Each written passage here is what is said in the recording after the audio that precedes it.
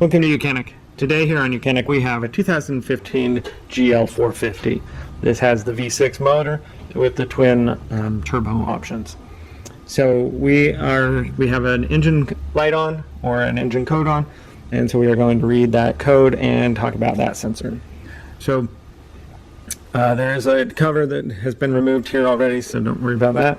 But we have our OBD2 scanner hooked up, the YOUCAN 2.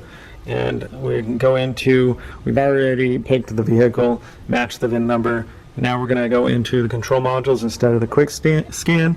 Quick scan will scan everything in the vehicle, whereas control modules we can pick which one we want. So we hit control module. On this one we hit drive, motor electronics. We're going to read the codes, and we have a code of a P002300. It's telling us it's stored, so it's happened, but it's not exactly current right now.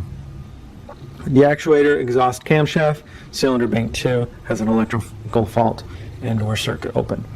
So we're going to take a look at where that sensor is and discuss how you would replace it. On this engine we have bank 1 over here, which is cylinders 1, 2, 3, and that's the left side of the motor as you're looking at it from the front of the vehicle. And then we have the right side of the motor, which is cylinders 4, 5, and 6. And that is bank 2. So we have our intake actuator here, and we have the exhaust actuator. So we're going to take a look at our exhaust actuator. So we're going to pop this little cover off. And that's the air intake tube. So we pop that off, and now we can gain access to this actuator. We have 3 number 10 bolts to loosen and remove.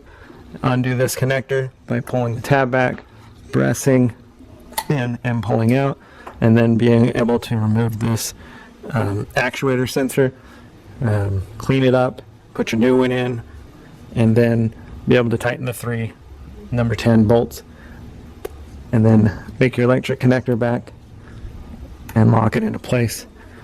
Then go ahead and put your other components back on, and we'll go through with our scanner, and we're going to erase that code, clear it, go through it. Codes are cleared, and it's saying that the system has passed. There is no fault codes in the system at the moment. So that's where we stand.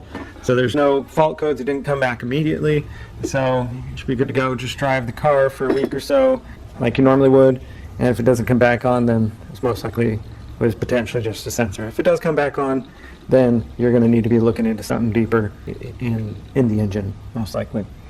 Thanks for watching YOUCANIC, where you can be the mechanic.